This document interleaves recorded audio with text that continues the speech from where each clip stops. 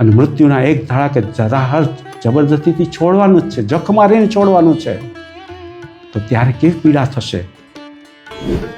અને જ્યારે અર્પણ કરી દો તન મન ધન અને અહંકાર, ત્યારે તમે સાવ ખાલી થઈ જાઓ છો, ખાલી થઈ જાઓ છો, ખાલી ખાલી. કંઈ વધતું નથી, કંઈ વધતું નથી, કંઈ વધતું નથી. તો શું વધે છે? તો માત્ર શુદ્ધ જાણનાર, શુદ્ધ જાણનાર. અને જે તમારા પ્રશ્નનો ફેસ ટુ ફેસ જવાબ આપી શકે એને ગુરુ કહેવાય. જે પોતે અનુભવે છે સત્ય અને તમને અનુભવ કરાવી શકે એને સદગુરુ કહેવાય. અને જે વૈશ્વિક ચેતનામાં પોતે રમે છે અને જે એની સાથે જોડાણ કરાવી શકે છે, પોતા જેવા બનાવી શકે છે, એને પરમ ગુરુ કહેવાય. કે જીવનની અંદર ઘણા બધા તણાવો છે, અથડામણો છે, દુઃખો છે, મનોવૈજ્ઞાનિક પીડાઓ છે. આવી જ પીડાઓ જે જાગૃત ચેતનાઓ છે એના જીવનમાં આવતી હોય છે, આવી પ્રસંગો બનતા હોય છે. એને કેમ નથી થતું? જીવતા જીવ એ વિદેહ મુક્તિનો અનુભવ કરાવી શકે છે. જે પોતે પાયમાં છે એ પમાડી શકે છે. જે શાંતિ પમાડે, પરમ શાંતિ પમાડે, એને સંત કહેવાય. જે પોતે જાયગા છે અને તમારી અંદર એ એક અગ્નિ તણખો મૂકે અને તમારી અંદર પણ જ્યારે એ અગ્નિ, પ્યાસનો અગ્નિ જગાવી શકે છે. તે હાલના સમયમાં તો લોકો ગુરુ વિશે માપદંડ કરી જાય કે આવા ગુરુ હોય, આવા ગુરુ હોય. પોતાના માન્યતા એની ફૂટપતિથી એંગલમાંથી એ ગુરુને જોવે છે, વિચારે છે કે આવા હોવો જોઈએ, આવા હોવો જોઈએ. હકીકત તો એ છે, એ બાહ્ય દ્રષ્ટિ છે. તો આખી સૃષ્ટિ એ ઇલેક્ટ્રોન, ન્યુટ્રોન ને પ્રોટોન આ 3 પરમાણુઓથી હાલે છે. અને 3 પરમાણુઓ એનો જ આખો ખેલ છે. સનાતન વિશે તમે સરસ વાત કરી સદગુરુ. હવે મારો પછીનો પ્રશ્ન છે, એમાં આમ તો 2 પ્રશ્ન સાથે આવે છે અને એ ઘણા બધા સાધકોને થતો જ હશે એવો મારો અભિપ્રાય છે. એ એવું છે કે આ 2 પ્રશ્નો સાથે સાથે જ વાત કરું છું કે આપણે વાત કરી પ્યાસની, વાત કરી ગુરુ તત્વની, વાત કરી. તો આમાં એક પ્રશ્ન એવો થાય કે એક સાધકની લાયકાતની વાત આવે, પણ એની સાથે સાથે એક ગુરુ સત્તા, ગુરુની સત્તા આવો શબ્દ વપરાય છે, એની પણ વાત આવે. એટલે અહીંયા થોડુંક પહેલાં જ એવું છે કે પહેલાં ઈંડું કે પહેલાં મરઘી. એટલે હવે શિષ્યની લાયકાત છે એ પ્રમાણે જ અને તો જ એને મળશે. તો પછી ગુરુ સત્તાનું શું મહત્વ? હવે જો ગુરુની સત્તા એટલે એવું થાય કે તમને એ પ્રારબ્ધથી પણ ન હોય તો પણ આપી શકે. હવે જો ગુરુ સત્તા છે તો એમાં લાયકાતની, શિષ્યની શું જરૂરિયાત છે? આ થોડુંક એક સમજવું છે ને સાથે સાથે એક ઉર્જાનું વિજ્ઞાન એ મારે સમજવું છે. બરોબર છે. દાખલા તરીકે આપણે કોઈ સત્પુરુષના સાનિધ્યમાં હોય તો ત્યારે આપણી ઉર્જા પણ છે ને આમ આપણે શાંતિ અનુભવીએ અથવા તો સહજ રીતે ધ્યાનમાં જઈ શકીએ. એક આખી સ્થિતિ બદલાઈ જાય છે. એ હકીકત છે, અનુભવેલી છે વારંવાર. અને એવી જ રીતના ક્યારેક આપણે કોઈ એવા વ્યક્તિની બાજુમાં જઈએ અથવા કોઈ એવું વ્યક્તિ આપણી બાજુમાં આવે તો આપણી ઉર્જા છે એ થોડીક નકારાત્મક પણ થઈ જાય છે. તો આ એક સૂક્ષ્મ કંઈક થઈ રહ્યું છે, એ સ્થૂળ દેખાતું નથી. તો એ ઉર્જાનું વિજ્ઞાન શું છે? બરોબર છે. સૌથી પહેલા તો આપણે સમજી લઈએ ગુરુ અને શિષ્યની પાત્રતા અને ગુરુ સત્તા.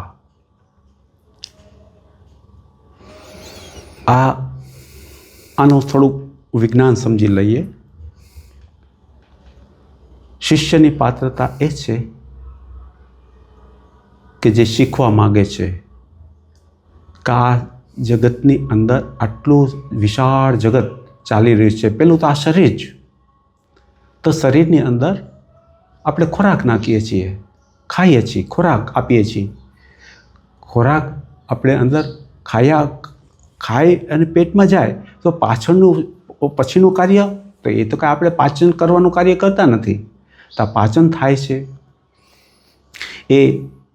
એના સાથે સાથ જે રસો છે, માંસ, મજ્જા, વીર્ય, આ બધામાં એનું પાચન થઈને એ જ્યાં જે જરૂર છે ત્યાં જાય છે. આ શરીરની અંદર લોહી ચાલે છે, શ્વાસ ચાલે છે. આપણે દિવસે જાગતા હોય ત્યારે ચાલે છે, શરીર ઊંઘતું હોય ત્યારે પણ શ્વાસ ચાલે છે. તો આ કેમ ચાલે છે? ત્યારે તો આપણે કંઈ શ્વાસ લેવાનો પ્રયત્ન નથી કરતા, તો કેમ ચાલે છે? તો આ અંદર વિસ્મય ઊભું થાય, આ કેમ ચાલે છે? એટલે અંદર જિજ્ઞાસા જાગે, આ ચાલે છે કેમ? માના ગર્ભની અંદર જ્યારે માતા પિતા ભેગા થાય તો પછી જ્યારે ગર્ભ રહે છે તો એની અંદર આ ગર્ભ નાનો ભ્રૂણ હોય છે, એમાંથી મોટો ભ્રૂણ બને છે. ત્યારે માતા પિતા તો એ ગર્ભની અંદર હાથ નાખીને એને કાંઈ બનાવતા નથી, તો પછી આ કુદરતી રીતે કેમ થાય છે? આની પાછળ રહસ્ય શું છે? આવું કુતૂહલ જાગે. પછી આપણે વૃક્ષ વાવીએ છીએ તો વૃક્ષને ખેડ ખાતર પાણી એ આપીએ છીએ, પણ ઉગે છે તો પછી એની મેળે જ બાળકને જન્મ આપીએ, ખવડાવીએ, પીવડાવીએ, પણ પાછું એ જે ઉગે છે એ તો એ જે મોટું છે, વૃદ્ધિ થાય છે, તો આ કેમ થાય છે? એક બે મનુષ્ય ભેગા થાય એમાં ત્રીજું મનુષ્યનું શરીર કેમ થાય છે? બે યંત્રો ભેગા થાય એમાંથી ત્રીજું યંત્ર ન થાય, પણ બે મનુષ્ય સ્ત્રી ને પુરુષ ભેગા થાય છે તો એમાંથી આ ત્રીજું આ કેમ ભેગું, આ ત્રીજું શરીર નિર્માણ કેમ થયું? આ રહસ્ય, જ્યારે આ રહસ્ય પૃથ્વીને જ્યારે આમ જોવે છે, આ જીવનની ઘટનાઓને જોવે ત્યારે ખ્યાલ પડે કે આ કેમ થાય છે, આનું રહસ્ય શું છે, શું છે? એટલે પ્રાથમિક રીતે અંદર કુતૂહલ થાય છે, વિસ્મયતા આવે છે, આ કેમ? અને જ્યારે સાત્વિક મન છે અથવા તો વૈજ્ઞાનિક મન છે ત્યારે એ જુએ છે કે આ થવાનું કારણ શું? ક્યાંય વાંચે, કોઈ વિચારે, કોઈ આના મર્મજ્ઞોને મળે અને અંદરની એક ખોજ શરૂ થાય છે કે ભાઈ હવે આ શું છે, હું જાણું. પછી બીજું કે જીવનની અંદર ઘણા બધા તણાવો છે, અથડામણો છે, દુઃખો છે, મનોવૈજ્ઞાનિક પીડાઓ છે. તો આવી જ પીડાઓ જે જાગૃત ચેતનાઓ છે એના જીવનમાં આવતી હોય છે, આવી પ્રસંગો બનતા હોય છે. એને કેમ નથી થતું? તો કે એ કેમ હળવારીએ છે? જ્યારે જોઈ ત્યાં ભીતરના આનંદમાં જ હોય છે, હળવાશ હોય છે. આનું રહસ્ય શું? અંદર એ તીખી તમન્ના જાગે છે, અંદર પ્યાસ જાગે છે. જ્યારે પ્યાસ જાગે ને ત્યારે એ શોધની શરૂઆત થાય છે. અને જ્યારે એ જાણવા માટે જ્યારે એક ડગલું માંડે છે તો ત્યાંથી શીખવાની શરૂઆત થાય છે. જે શીખવું એને શિષ્યત્વ કહેવામાં આવે છે, અને જેની પાસેથી શીખવું છે એને ગુરુ કહેવામાં આવે.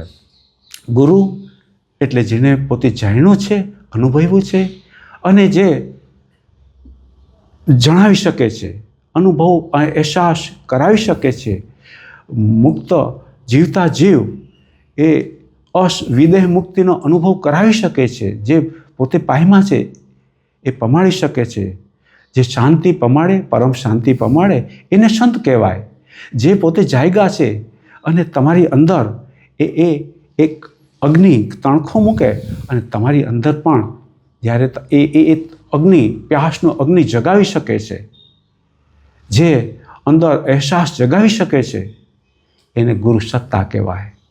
તો ગુરુ પ્રાથમિક રીતે એ ગુરુ છે, સશરીરી પણ છે અને અશરીરી પણ છે. એટલે પ્રાથમિક મહત્વ, પહેલું મહત્વ સશરીરીનું છે કે જે દેહની અંદર દેહરૂપી મંદિરમાં બિરાજે છે અને જે તમારા પ્રશ્નનો ફેસ ટુ ફેસ જવાબ આપી શકે એને ગુરુ કહેવાય. જે પોતે અનુભવે છે સત્ય અને તમને અનુભવ કરાવી શકે એને સદગુરુ કહેવાય. અને જે વૈશ્વિક ચેતનામાં પોતે રમે છે અને જે એની સાથે જોડાણ કરાવી શકે છે, પોતા જેવા બનાવી શકે છે, એને પરમ ગુરુ કહેવાય. તો એ પરમ ગુરુ એ વ્યાપક છે પણ અંદર બોધ નથી એટલે અજ્ઞાન છે. એટલે ગુરુ સત્તા અને એની શીખવા માગે છે, એ બંનેનું જે મિલન થાય છે, બંનેનું એ જે મિલન થાય છે એમાં શબ્દોથી, દ્રષ્ટિથી, શ્વાસથી, સંકલ્પથી આપલે થાય છે. જે ગુરુ સત્તા, જે નિયમ છે ને કે જે ભારે દબાણમાંથી હવા ઓછા દબાણ તરફ જાય, ભારે દબાણમાંથી પાણી ઓછા દબાણ તરફ જાય, ઉપરથી નીચે વહે, આવું જે એક ઉર્જા છે, આવી જે તાકાત છે, તો એ ગુરુ સત્તા છે. એટલે ગુરુ સશરીરી છે અને આવું પરમ તત્વ જ્યાં પ્રગટ્યું છે એને ગુરુ કહેવાય. જે પરમ તત્વ અનુભવ્યું છે અને અનુભવ કરાવી શકે એને સદગુરુ કહેવાય. અને પોતે પરમ પોતાના ભીતર સાક્ષીમાં, મૌનમાં, સન્નાટામાં રહી શકે છે અને બીજાને એમાં લઈ જઈ શકે અને પરમ ગુરુ કહેવાય. તો આખરે તો જે સુપ્રીમ પાવર છે વૈશ્વનો એને પરમ ગુરુ કહેવાય. અને એ બધે વ્યાપ્ત છે પણ એ સીધું પકડાતું નથી. એટલે એના માટે જેવી જેની કક્ષા એ પ્રમાણે એ કક્ષા પ્રમાણે એ ગુરુ મળે. અને હાલના સમયમાં તો લોકો ગુરુ વિશે માપદંડ કરી જાય કે આવા આવા ગુરુ હોય, આવા આવા ગુરુ હોય. પોતાના માન્યતા એની ફૂટપતિથી એંગલમાંથી એ ગુરુને જોવે છે, વિચારે છે કે આવા હોવા જોઈએ, આવા હોવા જોઈએ. હકીકત તો એ છે, એ બાહ્ય દ્રષ્ટિ છે. પણ જેની પાસે તમને સમાધાન મળે, જેની પાસેથી તમારા પ્રશ્નોનું સમાધાન થાય, તમારી અંદર ઠારકો થાય અને એ અંદર એ સમાધાનથી તમને ભીતર સમાધિ થાય, અંદર હળવાશ થાય, તમે ભીતરના આનંદમાં તમારો પ્રવેશ થાય, એ તમારા માટે ગુરુ. જ્યાં તમારું સમાધાન, અંદર તમારા એનિમેશન જેની પાસે મળે એ ગુરુ. અને એની પાસે જ્યારે તમે પૂરી પ્યાસ લઈ અને જ્યારે જાઓ છો અને પ્યાસ લઈને જાઓ છો ત્યારે તમારી બધી જાણકારી મૂકી દેવાની. હું કંઈ જાણતો જ નથી. મારું જ્ઞાન, ડાપણ, હોશિયારી એ બધું બહારથી આવેલું છે. રિયલમાં સત્યની મને કંઈ ખબર નથી. હું કંઈ જાણતો જ નથી. આ શું છે કંઈ ખબર જ નથી. તો જ્યારે હું કંઈ જાણતો જ નથી અને આવા અજ્ઞાત વિવેક વિનયથી જ્યારે તમે ગુરુ તત્વની, ગુરુની સમક્ષ જાઓ, તમારી જાણકારીને એક બાજુ મૂકી દો, તો ત્યારે તમે એની સાથે એકરૂપતા સાધી શકો. ગુરુ તત્વ તરફથી, ગુરુ તરફથી એ ઉર્જા, કૃપા એ નિરંતર વહેતી હોય. પણ એના માટે તમારું મુખ ખુલે છે. અત્યારે બને છે એ કે જીવ પરમ આનંદ આખા વિશ્વમાં વ્યાપ્ત છે, ક્યાંય દુઃખ છે જ નહીં, પરમ આનંદ છે. પણ છતાં જગતના જીવો સુખી નથી. કારણ શું છે? પાણી મેં મીન પિયાસી. કબીર સાહેબ કહે છે પાણી મેં મીન પિયાસી, મોહે દેખત આવે હાંસી. તો પરમ આનંદનો સમુદ્ર ચારે બાજુ વ્યાપ્ત છે અને સંસારના જીવો પોતાને અજ્ઞાનથી, ગેરસમજથી દુઃખી છે. મનોવૈજ્ઞાનિક ત્રાપથી, આધિ, વ્યાધિ, ઉપાધિથી બધા તપે છે. આનું કારણ શું છે? તો કે ભાઈ એનું મુખ ખુલ્લું નથી. એનું મુખ ક્યાં ખુલે? તો તમારી માન્યતા, તમારું વિશ્લેષણ, તમારા અભિપ્રાય એને એક બાજુ મૂકી દો. એટલે પહેલાં આપણે કીધું ને કે જીવનની ધારામાં બે કિનારા છે. તો માન્યતા, વિશ્લેષણ, અભિપ્રાય એ જન્મથી અત્યાર સુધી બધા ભેગા થઈ ગયા છે. જે થોપવામાં આવ્યું પરંપરાગત રીતે, પોતાને ખબર નથી, પોતાનું દર્શન નથી, અને જે થોપવામાં આવ્યું છે એ બધું રેડીમેડ સ્વીકારી લીધું. તો એ બધું માન્યતા, અને મન એ માન્યતામાંથી જ તમારું મન વિશ્લેષણ કરશે, કેમ કે મટીરિયલ એ જ છે. એટલે એમાંથી વિશ્લેષણ કરશે ને એમાંથી તમે અભિપ્રાય આપશો. તો તમારો અભિપ્રાય એ બંધાયેલો અભિપ્રાય હશે. એને એ બંધાયેલો અભિપ્રાય એમાં સાચું દર્શન ન થાય. એમાં તમારી માન્યતાના, અભિપ્રાયના એ વિશ્લેષણ એ બધા ચશ્માને ઉતારવા પડે. એટલે એ ચશ્મા જ્યારે તમે ઉતારી અને જ્યારે તમે શીખવા માંગો છો કે હું કંઈ જાણતો જ નથી, ખબર જ નથી, તો આવા ખાલી થઈ અને જ્યારે તમે કોઈ પણ ગુરુ સંતની પાસે, બુદ્ધ પુરુષની પાસે, જાગૃત ચેતનાની પાસે જ્યારે તમે જાઓ ત્યારે તમારા અભિપ્રાયને મૂકી દો. તો પછી શું થાય કે તમે અંદર ખાલી છો, હું કંઈ જાણતો જ નથી. તો પછી એ ગુરુ તત્વ એ તમારી અંદર પ્રવેશી શકે. એટલે બીજો છેડો તો કે પરિચય, અનુભવ, નિશ્ચય. તો કે હવે તમને જે ગુરુ બતાવે છે, સદગુરુ બતાવે છે, તો એ એક સૂત્રને પકડી લો, એને અમલમાં મૂકો અને અમલમાં મૂકશો તો તમને એ પરિચય થશે. તો પછી અમલમાં મૂકશો એટલે તમારી જે માન્યતા, વિશ્લેષણ, અભિપ્રાય એને એક બાજુ મૂક્યો, સત્ય જેવું છે એવું જોવાનો પ્રયત્ન કરો. અને માન્યતા વિશ્લેષણ હોય તો જોવાનું કે આ મારી માન્યતા વિશ્લેષણ છે કે સત્ય છે. એને ફરક ક્યાંથી થાય? તો કે હું મારા માન્યતા વિશ્લેષણ એની સાથે સરખામણી કરું છું. આમ હોવું જોઈએ, આમ હોવું જોઈએ, આમ હોવું જોઈએ, એવી રીતે હું જોઉં છું. તો હકીકત જે સાધક છે એ બધા આગ્રહોને પડતા મૂકે. હું મારું જ્ઞાન, આગ્રહ, પૂર્વાગ્રહ એ બધાને એક બાજુ મૂકું છું અને કંઈ જાણતો નથી. અને જે ગુરુ તત્વ, જે સદગુરુ, જે માર્ગ બતાવે છે તો હું એને પ્રેક્ટિકલમાં મૂકું. તો આવી રીતે જ્યારે એ સૂત્રને તમે અમલમાં મૂકશો, એ બતાવેલા એક સૂત્રને પકડી અને અમલમાં મૂકશો એટલે તમારી ગતિ શરૂ થાય. હવે રહી વાત સાધકની પાત્રતા. એની પાત્રતા એ છે કે એ સાચી પ્યાસ છે કે નહીં. અને સાચી પ્યાસ હોય તો સાચી પ્યાસ છે પોતાનું આવડત, ડાપણ, હોશિયારી ગમે તેની પાસે તમે શીખવા જશો તો પહેલાં એ મૂકી દેવાનું, હું કંઈ જાણતો જ નથી, કાંઈ જાણતો જ નથી.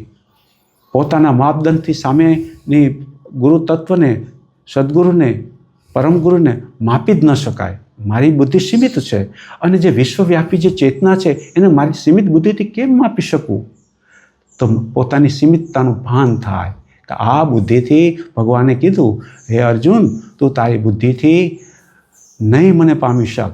કેમ? તારી બુદ્ધિ અલ્પ છે, બ્રહ્માંડ વિશાળ છે, આખું વૈશ્વિક ચેતના છે, વિશાળ વિઝડમ, પ્રજ્ઞા, એને તારી સીમિત બુદ્ધિથી નહીં માપી શક. તો તારી બુદ્ધિનું સંસારમાં જરૂર છે, વ્યવહારમાં જરૂર છે, એમાં બુદ્ધિનો જ માયતમ છે. વિકાસ જે સંસારનો થયો છે બુદ્ધિથી જ થયો છે. એટલે સંસારના વ્યવહારમાં બુદ્ધિની જરૂર છે, સાધન તરીકે ઉપયોગ કરવાનો છે.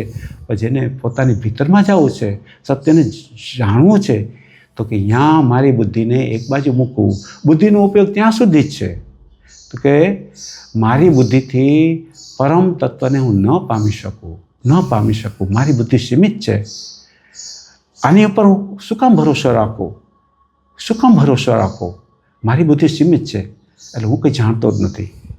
તો હવે જ્યારે ખાલી થઈને જ્યારે ગુરુની સમક્ષ જ્યારે તમે જાઓ છો, એની સામે ખાલી થઈને રહ્યો છો, તમારો કોઈ આગ્રહ નથી અને ખાલી થઈને રહ્યો છો, ત્યારે ગુરુ તત્વ એનો પ્રવેશ તમારી ભીતરમાં થાય છે.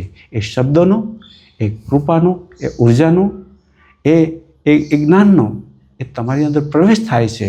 અને એ તમે જ્યારે ગ્રહણ કરો છો અને એમાં બતાવેલા માર્ગમાં જ્યારે આગળ પ્રયત્નમાં એ તમે લાગી જાઓ છો તો તમારો પ્રયત્ન એ શિષ્ય છે અને જે બોધ છે, જ્ઞાન છે, એ તમારી અંદર એ કૃપા છે, એ ગુરુ તત્વ છે. આવા જ્યારે પ્રેમથી બંને મળે છે, એક સમયે, એક સ્થળે, એક લેવલ ઉપર, આને ગુરુ અને શિષ્યનું મિલન કહેવાય. જેમ સંસારની દૃષ્ટિએ જુઓ તો સ્ત્રી પુરુષનું સંસારમાં મિલન, જેને સંભોગ કહેવામાં આવે, તો સંભોગમાં શું થાય? તો કે બંને એક સમયે, એક સ્થળે અને એક જ ભાવના લેવલ ઉપર એકબીજાને મળે છે, સરખા ભાગે ભોગ સમ.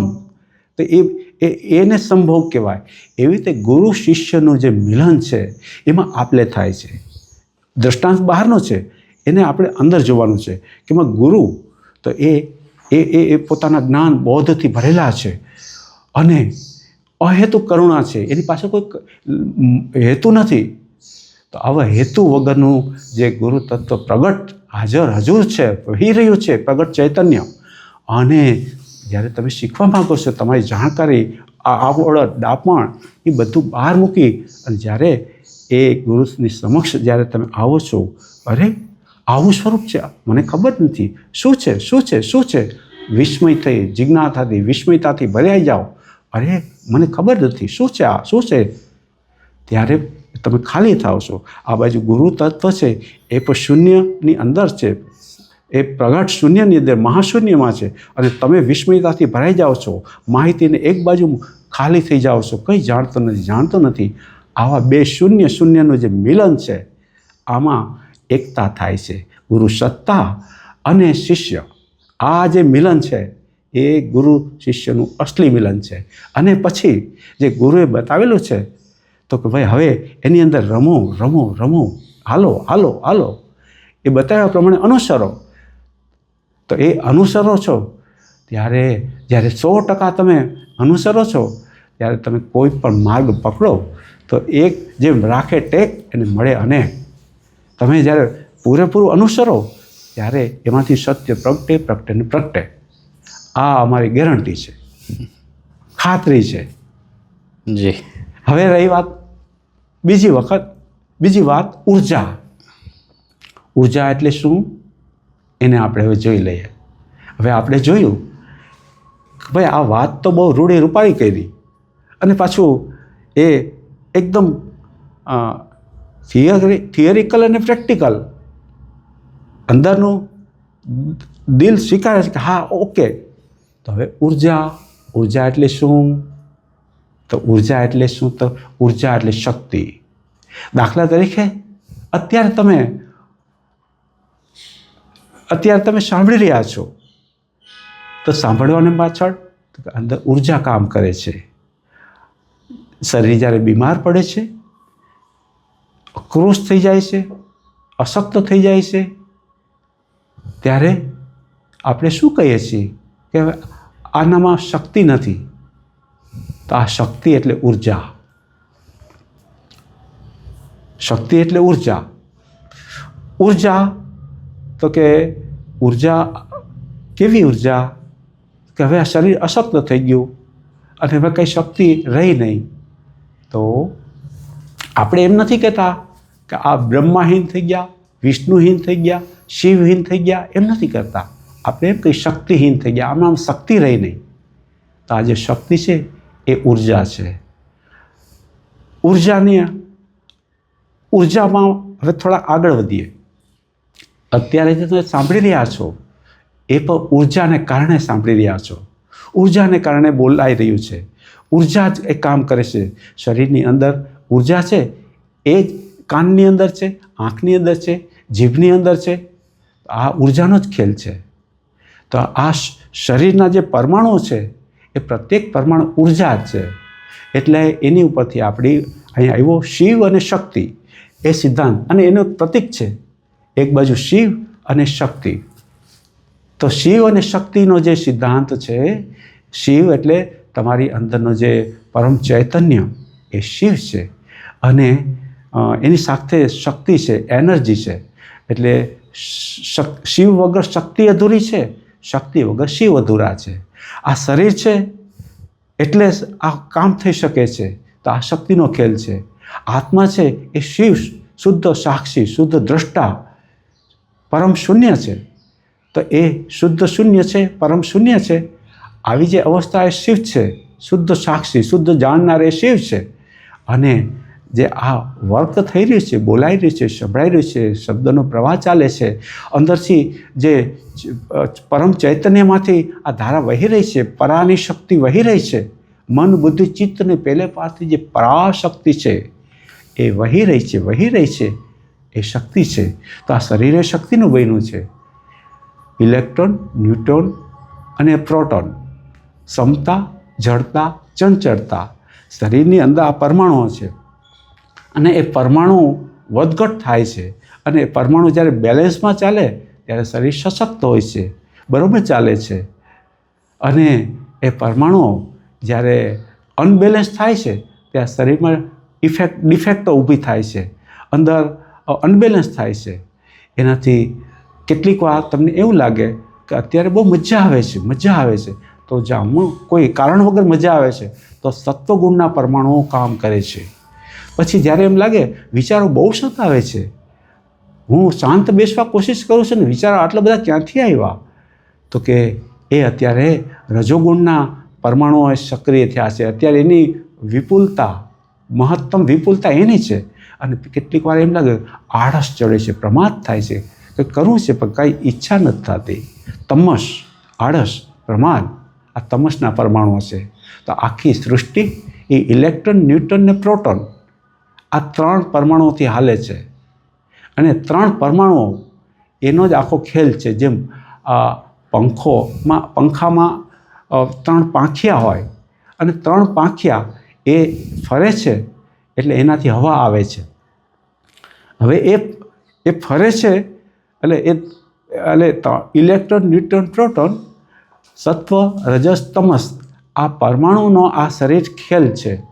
હવે આ ખેલ એ બરાબર જોવો અને એમાંય પોઝિટિવ અને નેગેટિવ, એટલે એ શક્તિ એનો એક પોઝિટિવ ઉપયોગ છે, એક નેગેટિવ ઉપયોગ છે. તો જે પોઝિટિવિટી છે તો એનો સદુપયોગ છે. માનો કે કોઈ સંતની પાસે જાય, ગુરુ પાસે જાય તો એ પહેલાં એ શરીર શુદ્ધિ માટે કોઈ ઉપાય બતાવે, એટલે એના માટેના જુદા જુદા ઉપાયો છે શરીર શુદ્ધિને માટે. તો આપણે એને પ્રારંભના 3 ઉપાયો બતાવીએ છીએ. 3 શરીર શુદ્ધિ માટે 1 મિનિટના 3. એટલે પહેલો ઉપાય શું છે? એટલે આ મૂળ વસ્તુ તો અક્રિય કંઈક કર્યા વગર રહેવાનું છે, પણ સીધું અક્રિયમાં પ્રવેશી ન શકે સાધક ભગવાન, એને કંઈ આધાર જોઈએ. એટલે એના માટે શરીરની થોડી શુદ્ધિકરણ જોઈએ. તો એના માટે શું કહીએ છીએ કે પહેલાં આળસ મરડો, શરીરને આળસ મરડાવી દો. 1 મિનિટ માટે બોડીને આમ પ્રેસકેપ, નસ નાડું આમ સીધા આમ દબાવો, પ્રેસકેપ કરો, એટલે નસ નાડું છૂટા થશે, એટલે શરીર પેલું થોડુંક સહયોગ આપશે. પછી 2 હાથ આમ એકજૂટ કરો અને આ રીતે વાઇબ્રેટ કરો, હાથ, કમર, બોડી ઉપર નીચે આખા ધ્રુજાવી દો, આ શરીરરૂપી બ્રહ્માંડને ધ્રુજાવી દો. 1 મિનિટ આ રીતે કરો, એટલે શરીરની અંદર જે જડતા તમસ છે એની પર પ્રહાર થાય. એટલે શરીર તમને જે અસ્થિર કરે છે, જ્યારે તમે સાધના, ભજન, નામ સ્મરણ, મૌન આવું કરો ત્યારે એ તમને ડિસ્ટર્બ કરે છે. તો શરીરની એ જે રજસ છે, તમસ છે એ તૂટે છે, એટલે શરીર તમને સહયોગ સાથ આપે છે. અને પછી જે શ્વાસ અંદર લો, મુઠ્ઠી ટાઈટ કરો, પછી શ્વાસ છોડો, મુઠ્ઠી ખોલો આકાશ તરફ, વળી શ્વાસ છોડો, શ્વાસને અંદર લો, પૂરી શક્તિથી શ્વાસને અંદર લો, પૂરી શક્તિ મુઠ્ઠી ટાઈટ કરો અને પછી શ્વાસને છોડો.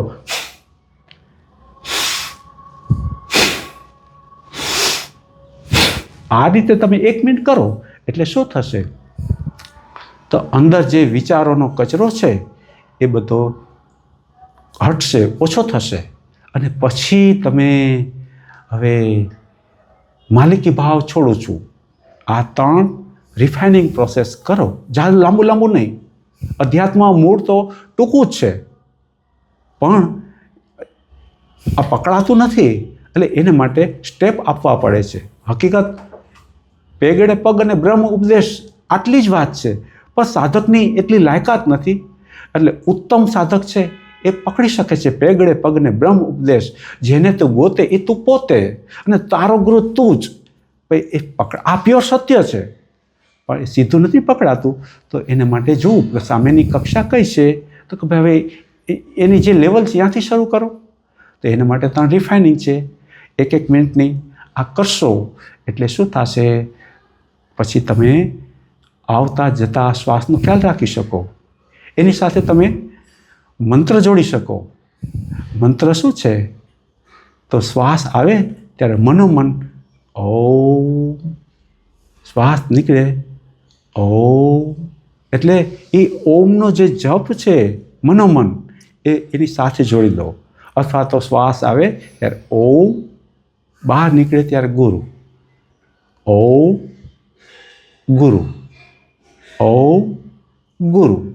આ રીતે 5 મિનિટ માટે એમાં મંત્રને જોડી દો શ્વાસની સાથે. પછી હવે શું? તો કે હવે બીજી 5 મિનિટ કઈ રીતે રહેવું? તો કે હવે માલિકી ભાવ છોડું છું. હું શરીર નથી, એકે વિચાર મારા નથી. હું આ શરીર નથી, એકે વિચાર મારા નથી. હું શરીર નથી, એકે વિચાર મારા નથી. શરીર અને વિચારનો માલિકી ભાવ છોડું છું, માલિકી ભાવ છોડું છું. મારું કશું નથી, કશું નથી. અને આવી રીતે તમે માત્ર થાક ખાઓ. શરીરની અંદર શ્વાસ આવે તો એ શ્વાસ અત્યારે તમે જુઓ, શરૂઆતમાં સાંભળવાની શરૂઆત કરી ત્યારે શ્વાસ ક્યાં સુધી ચાલતો હતો? શ્વાસ ચાલે છે. હવે તમને આ પૂછ્યું એટલે હવે તમારું એટેન્શન શ્વાસ ઉપર ગયું. ઓલું બાર હતું, પછી સાંભળવામાં હતું. હવે તમારું એટેન્શન શ્વાસ ઉપર ગયું. શ્વાસ ચાલે છે કે નહીં? તો કે હા, શ્વાસ ચાલે છે. તો હવે શ્વાસ ક્યાં સુધી જાય છે? તો શ્વાસ છાતી સુધી જાય, ગળા સુધી જાય છે, છાતી સુધી જાય છે, પેટ સુધી જાય છે કે પેટથી નીચે સુધી જાય છે? એટલે હવે તમારી સભાનતા વધી. પછી તો કે હવે મારે કંઈક કરવું નથી, હવે માલિકી ભાવ છોડી અને થાક ખાઉં છું. આ શ્વાસ ક્યાં સુધી જાય છે? તો શ્વાસ છાતી સુધી, પેટ સુધી, પેટથી નીચે સુધી ક્યાં સુધી જાય છે એ પ્રત્યે સભાન. અને શ્વાસ તો કે હવે પેટ સુધી જાય છે અને અહીંયા કેટલી વાર થોભે છે? 1 સેકન્ડ, અડધી સેકન્ડ કે અડધાની અડધી સેકન્ડ, બસ એના પ્રત્યે સભાન. અને હું ત્યાં થાક ખાઉં છું. અહીંયા ખ્યાલ આટલો જ છે, બીજું કરવું કંઈ નથી, થાક ખાઉં છું. તો થાક ખાવામાં તમારી સભાનતા જ્યારે અહીંયા રહે છે તો પછી શું થાય છે?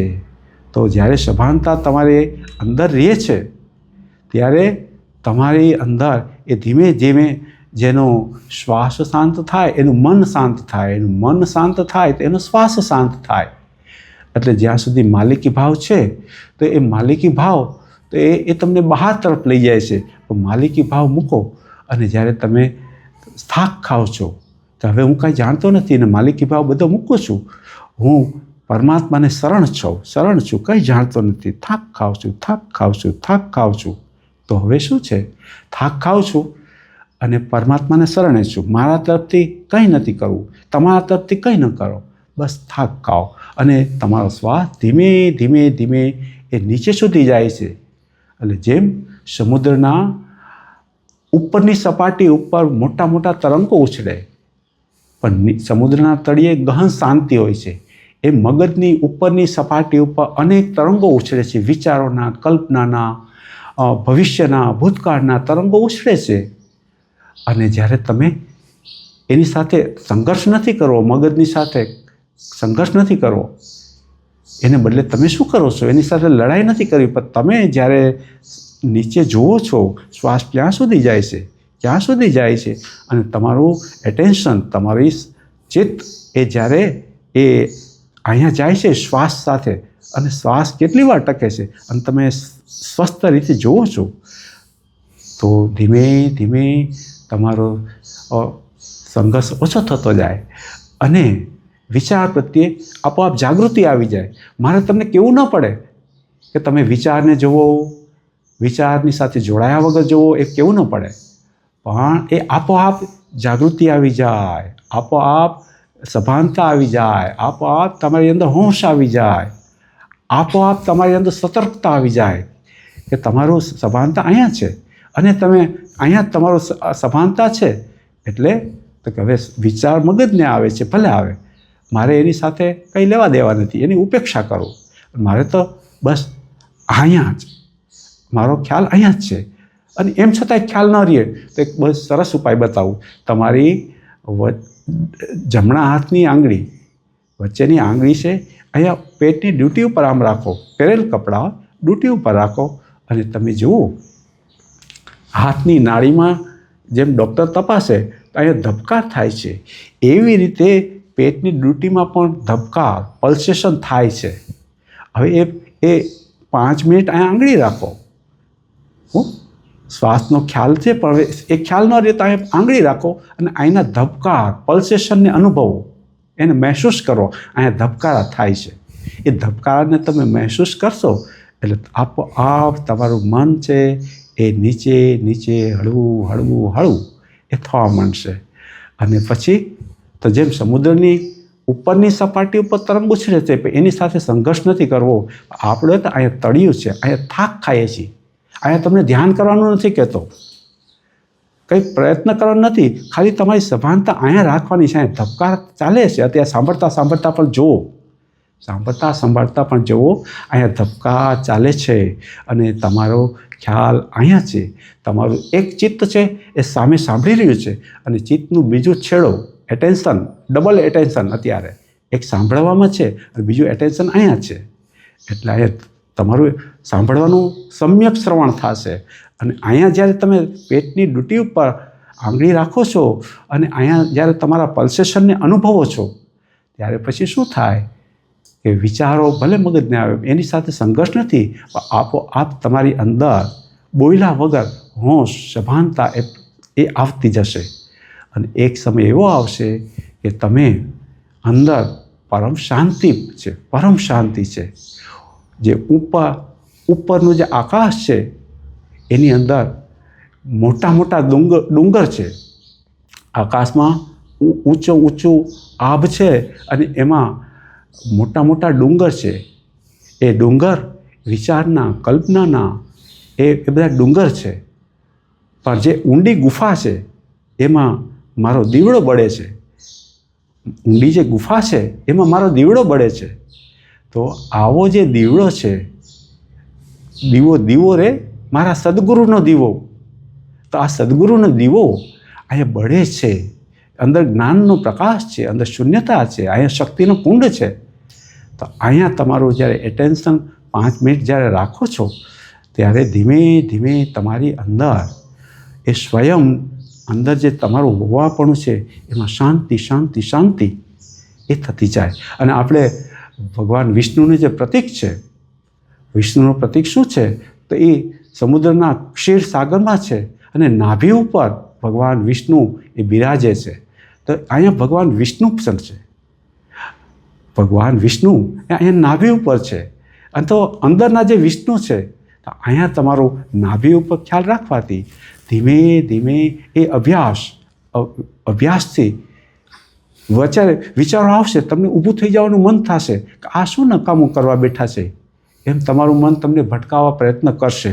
પણ તમારે સંકલ્પ રાખવાનો કે 15 મિનિટ તો હું બસ આ જે બતાવ્યું છે એને અનુસરીશ.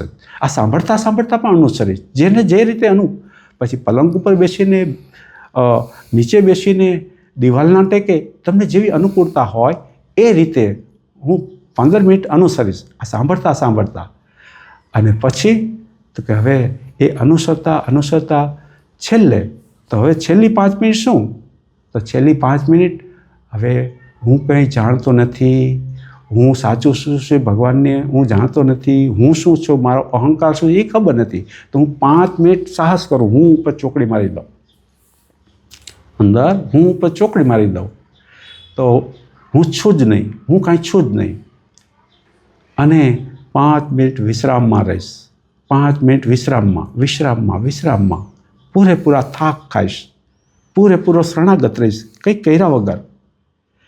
એટલે શરૂઆત એક ક્રિયાથી થઈ, પણ પછી એ તમને અક્રિયમાં લઈ જવામાં આવે છે. અને એ અક્રિયની અંદર કંઈ કરવાનું નથી, ખાલી થાક ખાવાનો છે. ધ્યાન કરવાનું નથી કહેતા, સમાધિ કરવાનું નથી કહેતા, બસ ખાલી સભાન. તો અહીંયા ઊંડી ગુફામાં મારો દીવડો બળે. ઉપર ભલે મોટું આ ચિત્તના આકાશમાં તરંગો ઉઠે, વિચારોના તરંગો ઉઠે, વાદળાઓ આમ તેમ ભલે જાય, એની સાથે સંઘર્ષ નથી કરવો. તો હવે હું એનો સ્વીકાર કરું છું, ભલે આમાં ઉઠે. તો જે સંપૂર્ણ સ્વીકાર, જેનો તમે સ્વીકાર કરો એની સાથે તમારો સંઘર્ષ મટે. હા અને નાની વચ્ચે જ સંઘર્ષ છે. એક સામેવાળી વ્યક્તિ હા કહે, તમે કહો ના, અથવા તો તમે હા પાડો, સામેની વ્યક્તિ કે ના, તો હા ને નાની વચ્ચે સંઘર્ષ છે. પણ જ્યાં સ્વીકાર થઈ ગયો કે જેવું છે એવું સ્વીકારું છું, આ જગતના સૃષ્ટિ જેવી છે એવી સ્વીકારું છું, જે કુટુંબમાં જ્યાં છું એ બધું બરાબર છે એ સ્વીકારું છું, આ શરીરની અવસ્થા જે છે એ સ્વીકારું છું, બધું સ્વીકાર, ટોટલી સ્વીકાર. 5 મિનિટ માટે, 10 મિનિટ માટે, 15 મિનિટ માટે સ્વીકાર. આ સ્વીકાર છે એને જ શરણાગતિ કહેવાય. સ્વીકાર એમાં જ સંઘર્ષ વગરની દશા, ભીતરની હળવાશ, ભીતરની પરમ હળવાશ, ભીતરની શૂન્યતા, ભીતરની પરમ શાંતિ. અને પરમ શાંતિને પરમ આનંદ કહેવાય. અને આવો આનંદ સ્વરૂપ તમે પહેલાં હતા, અત્યારે પણ છો. પહેલાં ખબર નહોતી, પહેલાં અબુદ્ધ હતા, અને હવે તમે એનું ભાન થયું કે અહીંયા તમારું હોવાપણું, બુદ્ધત્વ અહીંયા પડ્યું છે. તો આ કેમ થયું? તો કે આજે તમારી ઉર્જા બહાર ભટકતી હતી એ ભેગી થઈ અને એ ઉર્જાને તમે આમાં લગાડી, શ્વાસમાં લગાડી, મંત્રમાં લગાડી, અહીં નાભી ઉપર લગાડી. અને પછી હું નથી 5 મિનિટ માટે હું છું જ નહીં. તો આની અંદર લગાડી, આવા દ્રઢ ભાવની અંદર આવો સંકલ્પ લગાડ્યો અને એમાં સ્થિર રહ્યા. એટલે પ્રાથમિક રીતે સંકલ્પની જરૂર છે. પછી તો કે ભાઈ સંકલ્પ નહીં, અભ્યાસ થઈ ગયા પછી સંકલ્પ નહીં, એ સહજ બની જાય છે. જેમ કૂવો ખોદવું હોય તો પ્રાથમિક રીતે એમાં પાણી રેડવું પડે, જમીનને પોચી કરવી પડે. પણ ખોદતા જ્યારે નીચે જાય ને તળનું પાણી નીકળે ત્યારે પછી ઉપરના પાણીની જરૂર નથી.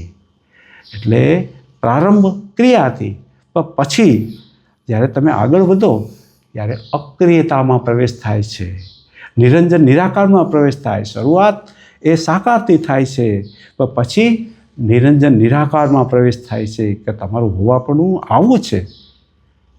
તમારું શરીર સાકાર છે, પણ અંદર જાણનાર, શુદ્ધ દ્રષ્ટા, સાક્ષી એ તમે છો અને એ તમે નિરંજન નિરાકાર છો. નિરંજન નિરાકાર છો. શરીર એ સાકારી છે, પણ તમે તો જાણનાર, શુદ્ધ છો. એની સાથે હવે એક વિશેષ, હજી આટલું વાત જો ક્લિયર થઈ હોય તો હવે આપણે થોડું આગળ વધીએ. તો આગળ વધીએ એના માટે શું? તો કે જેને અંદર શીખવાની પ્યાસ છે, જેને શીખવા માટે કંઈ પણ કરવા તૈયાર છે, કંઈ પણ કરવા માટે તૈયાર છે, પોતાનું માથું મૂકવા તૈયાર છે. માથું એટલે અહંકાર. માથું એટલે અહંકાર. એના માટે શું છે? તો એના માટે અર્પણતાનો માર્ગ છે. અને અત્યારે સાંભળતા તમે જુઓ, સાંભળતા અત્યારે તમે બતાવ્યા પ્રમાણે પ્રયોગ કરજો કે મારું તન એટલે શરીર, મન એટલે વિચાર, ધન એટલે જ્યાં તમારો અધિકાર, માલિકી ભાવ છે, શરીર ઉપર, કુટુંબ ઉપર, પરિવાર ઉપર, જ્યાં તમારો અધિકાર, માલિકી ભાવ છે, એ બધું ગુરુ તત્વને અર્પણ કરું છું. ગુરુ તત્વને અર્પણ કરું છું. અહીંયા વ્યક્તિની વાત નથી કરી, તત્વની વાત કરી છે. ગુરુ તત્વને અર્પણ કરું છું. મારી જ્યાં અધિકાર હાલે છે, બધી ધન, સંપત્તિ, પુત્ર, પતિ, પત્ની, પરિવાર અર્પણ કરું છું. પછી આ શરીર તો એ મારું નથી, અર્પણ કરું છું. અને પછી જે વિચાર હાલે છે એ પણ અર્પણ કરું છું. અર્પણ કરવું એટલે શું? માલિકી ભાવ છોડી દેવો. મારો માલિકી ભાવ છોડું છું, અર્પણ કરું છું. તન, મન, ધન અને અહંકાર એટલે જે અર્પણ કરનો છું એવો જે મેંપણાનો ભાવ છે કે હું અર્પણ કરું છું, એ મેં, અહમ, એને હું કહેવાય, એ હુંને અર્પણ કરી દો. તન, મન, ધન અને અહંકાર જે હું થાય છે, આ અર્પણ કરું છું. ગુરુ તત્વને અર્પણ કરું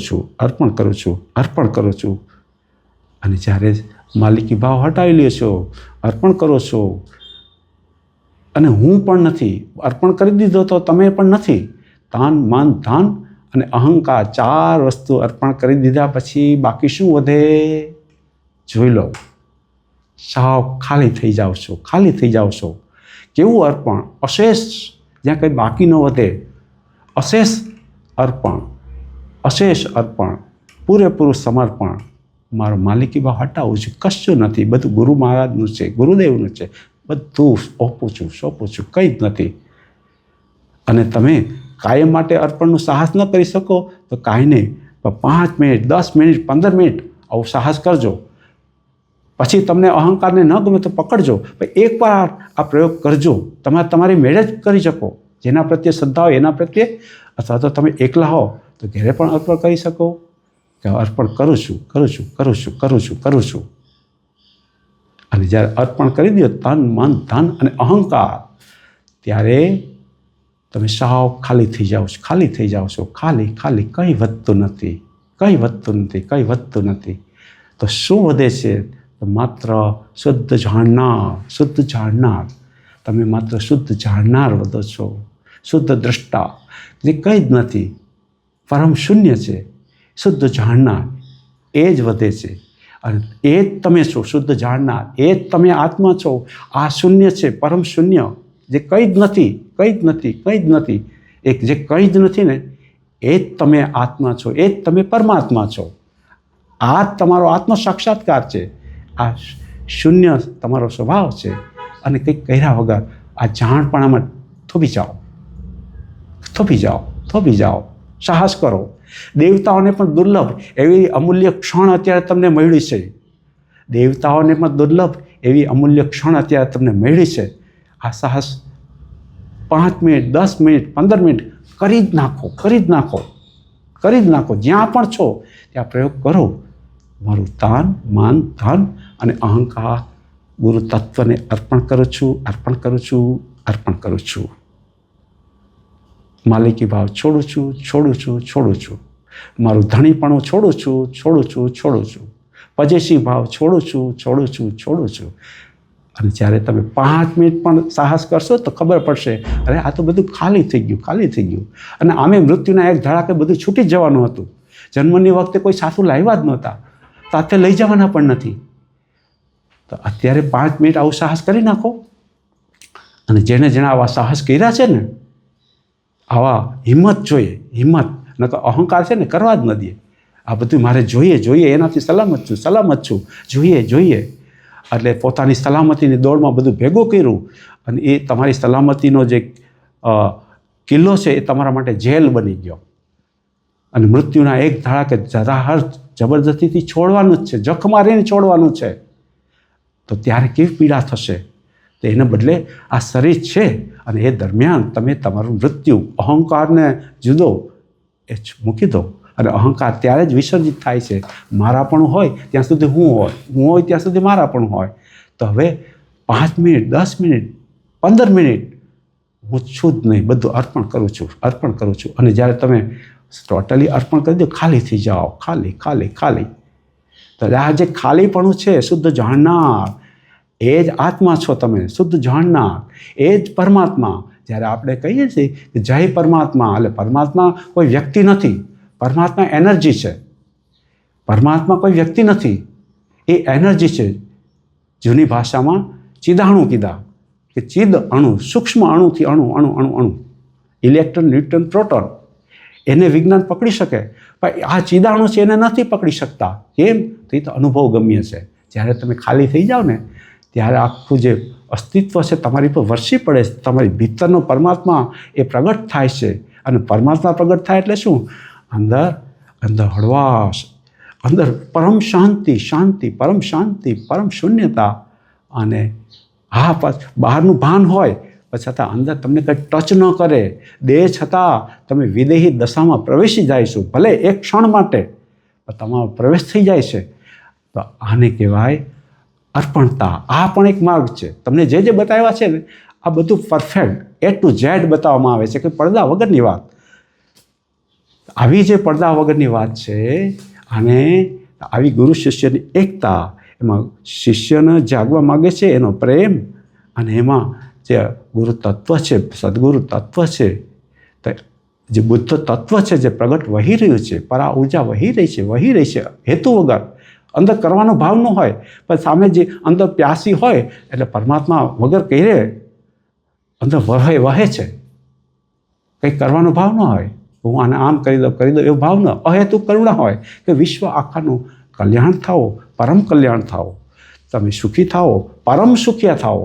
સંસારમાં સુખ થાય પણ ભીતરનું જે ભીતર જે પરમ શૂન્યતા છે એ પરમ સુખી છે. આ પરમ સુખિયા થાઓ, તમારું કલ્યાણ થાઓ, પરમ કલ્યાણ થાઓ. આવી સમગ્રતા પ્રત્યે અહેતુક કરુણા વહેતું હોય, મોહ ન હોય. અમને કોઈના પ્રત્યે મોહ ન હોય. એ તમે તમારા પ્રત્યે મોહ અમને કાંઈ ન હોય, કરુણા બધા પ્રત્યે હોય, પ્રેમ બધા પ્રત્યે હોય, મોહ કોઈ પ્રત્યે ન હોય. તમારા અને અમારામાં વિશેષતા આ છે, ફરક આ જ છે. એટલે આવી જ્યારે આવું સાહસ જ્યારે તમે કરો ત્યારે તમારી અંદર જ એ પરમ તત્વ એની ઝબકાટ થાય છે, પરમ શાંતિ થાય છે, ભલે 1 સેકન્ડ. અને આ પામવા માટે ઋષિ મુનિઓ 5-5 હજાર વર્ષ તપ કરતા હતા, સાધના કરતા હતા. આ ભીતરની આ અવસ્થામાં આવવા માટે, ભીતરના એમ્પ્ટીનેસ, ખાલી શૂન્યમાં પ્રવેશવા માટે એ જે પ્રયત્ન કરતા હતા, રિયાઝ કરતા હતા, એને આપણે તપ કહીએ છીએ. હકીકત એનો હેતુ આ હતો 5,000 વર્ષ. તો અત્યારના લોકોને આ સમય પણ નથી. 5,000 વર્ષ કોની પાસે છે? 5,000 વર્ષ શરીરનું આયુષ્ય નથી. તો કે હવે પેગડે પગ અને બ્રહ્મ ઉપદેશ એટલે શું? તો કે બસ આ રીતે અર્પણ થઈ જા, જ્યાં તારું દિલ મળે. અને બીજો એક સિદ્ધાંત એ સમજી લેજો, શિષ્યની જ્યારે સાચી ખોજ હોય, સાચી પાત્રતા હોય, તો એને કદાચ ખોટા ગુરુ મળી જાય, કદાચ એવા લેણ દેણના સંબંધ હોય ને ખોટા ગુરુ મળી જાય ને, પણ તોય એને એ સાચી દિશા તરફ તમારી અંદરનો જે પ્યાસ છે ને સાચી દિશામાં લઈ જાય છે, એ પગથિયું બની જશે. એટલે કૃષ્ણ હાજર છે, અર્જુન બનીને આવો, માન મૂકીને આવો મેદાનમાં, બસ. એટલે એમાં આખી ગુરુ તત્વ અને શિષ્ય બંનેની પાત્રતા, એકની પાત્રતા છે અને એક વહી રહ્યું છે, વહી જ રહ્યું છે, એ પ્રવેશ છે. તો એટલે ગુરુ વગર, ફરીથી રિપીટ કરી દઉં કે ગુરુ વગર પણ ન થાય અને ગુરુ હોય તોય ન થાય. કદાચ ગુરુ તમને બતાવે અને એની સાથે જ જીવનભર રહ્યો, પણ એ કે મુજબ અનુસરો નહીં તોય ન થાય. એટલે બે સાથે સાથે છે, એટલે બેયની જરૂર છે જ, છે અને છે જ. હવે આમાં ન સમજણ હોય તો ફરી આગળ વધીએ. જી જી, અદ્ભુત અદ્ભુત અદ્ભુત.